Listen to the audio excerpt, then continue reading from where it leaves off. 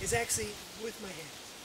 Now, I've known people that, so if you have a lot of Topbar hives, what I tend to do is I go out with about 10 buckets.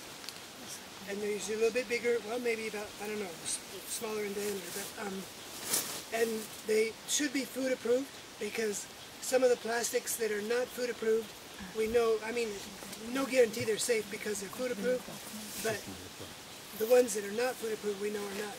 They can leach some compounds into the plastic, out of the plastic into the honey. Recently there was a study done where they gave rats low doses of a chemical, I can't remember the name of it, it started with a T, but it's common in plastics. And it created obesity. And it didn't create a genetic change, but around our genes there's protein sheath. It's called the epigenetics. And when we replicate our protein, our chromosomes, the protein sheath also is replicated.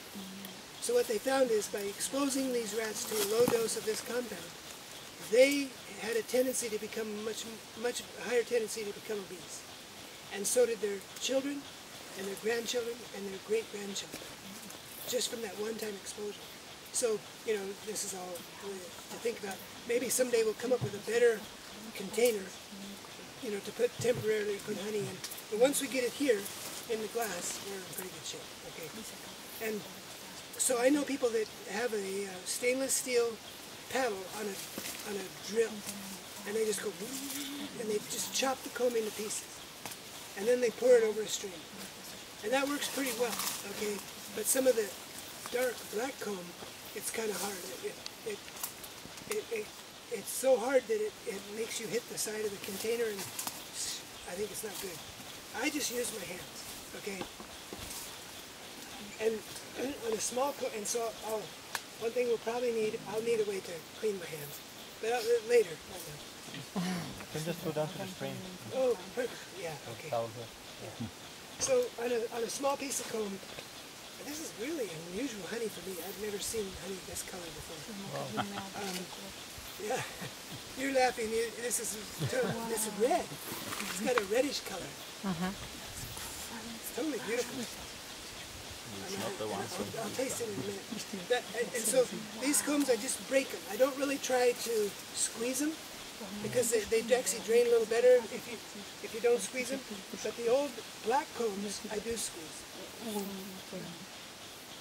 And it's just that simple, okay? And you'll get a sticky hands.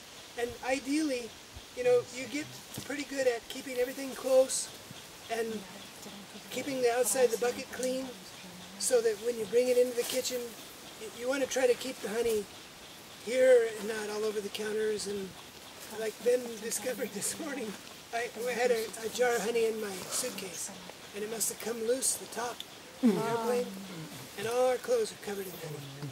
It takes a very little, and then of course, the doorknob, you know, everything gets sticky. So he's been cleaning over there.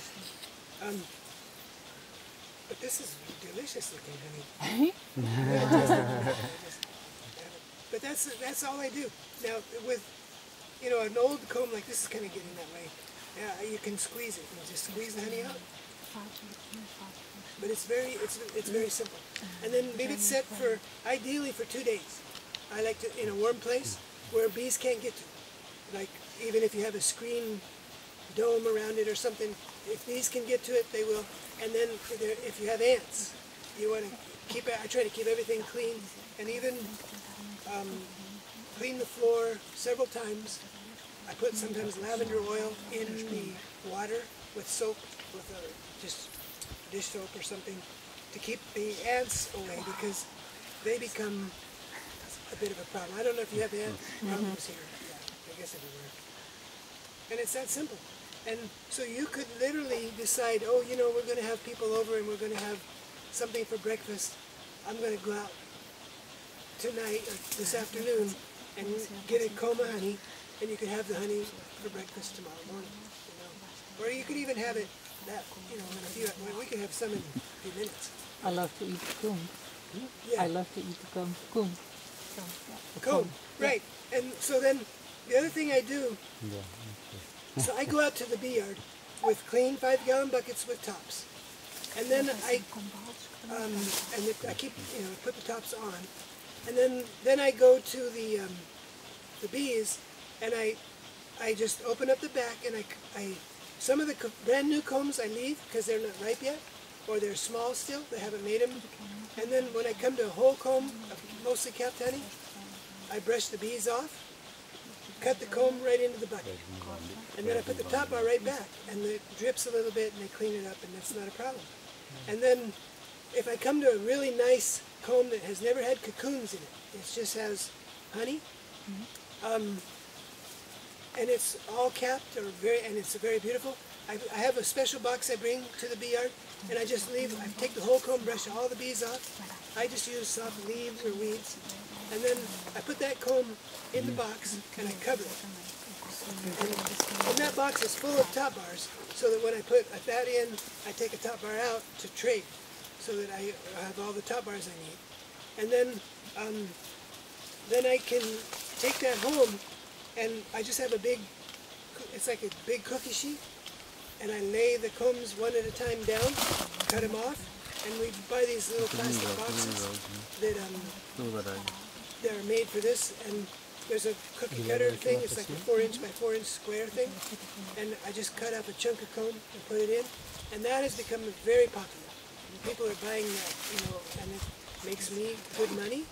I sell them for $8 in the US and in Mexico, and it makes the customer happy, because what I realize is a lot of the customers never saw honey like that, and so they see it and they go, oh, what is that? And then you explain, this is how the bees make the honey. They build these combs, and you show them the capping and everything, and then teach them that.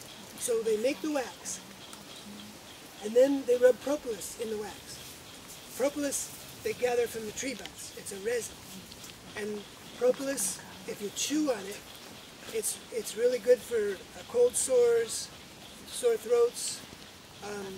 It has a lot of medicinal properties.